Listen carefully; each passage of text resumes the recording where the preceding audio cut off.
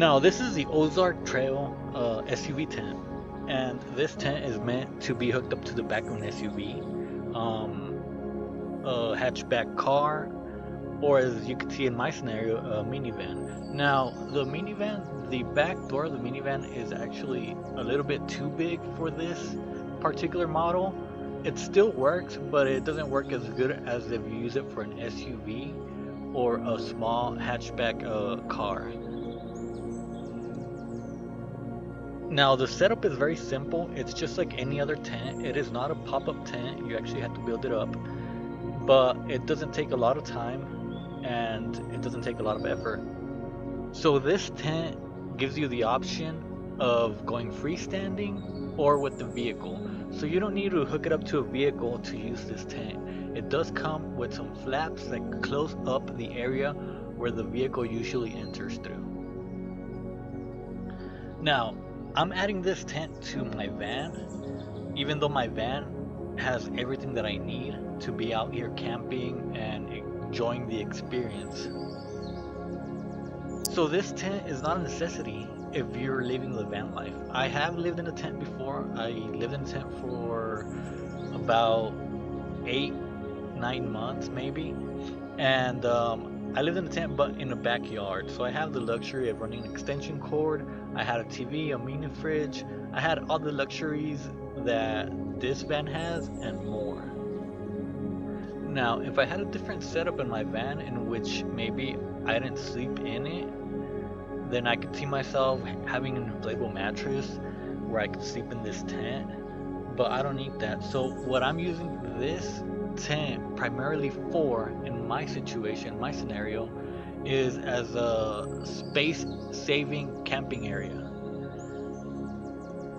So I'm located in a park right now, actually in a national forest, in which is free camping. So anyone that comes in and takes a spot, it's their spot. So once you leave, that spot is no longer yours. You cannot reserve it. You cannot pay for you to sleep there that night. And what I find as a problem very often here at this national park is that it's so close to the Grand Canyon that a lot of people from the Grand Canyon come out here to park and sleep for the night. And when I leave in the morning and then come back in the evening, my spot is usually already taken. So by leaving this tent behind, I am able to secure a spot here in this national forest for myself, so I can have this area for me to camp out in. Now, right now, I am also using it to hang up my clothesline and dry my clothes that I just washed. So that way I don't leave it outside. It doesn't get dirty and dusty with all the vehicles driving by. And it's a good area for me to maybe exercise if I want to do a few push-ups, or I have some exercise bands. So if I want to exercise without people seeing me, which I'm a little bit of an introvert, so I don't like people looking at me when I'm doing stuff.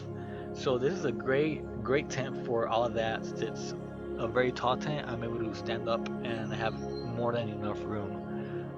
So it does function for other purposes that are not necessary for van life, at least not for my scenario, but it does help out in some instances that it's worth it for me to carry it around in the containers on my cargo carrier. Also, if you're planning on going on a trip with multiple people, this is another way for you to be able to stay connected to them, because there is an opening in which you can still communicate, see each other from the inside of the van to the tent. So if you have multiple people that are camping out together and you have one vehicle, this is a great way to multiply that space and be able to just accommodate just as much as people as the tent and your vehicle fits.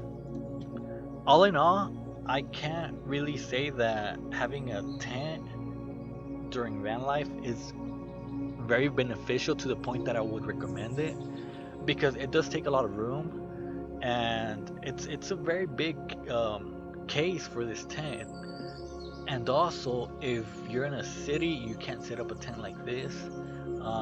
If you're camping here and there in a few national parks, national forests, state parks, if you're camping just one day, one night, it's not very beneficial to have to set it up and then take it off again just the next day.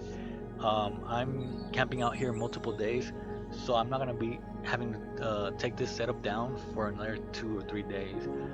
So it depends on the situation. It's not a necessity. I wouldn't say it is. And I just bought it because I found it on sale for $115. If I would have seen it for regular price, which is over 200, I would not have purchased it.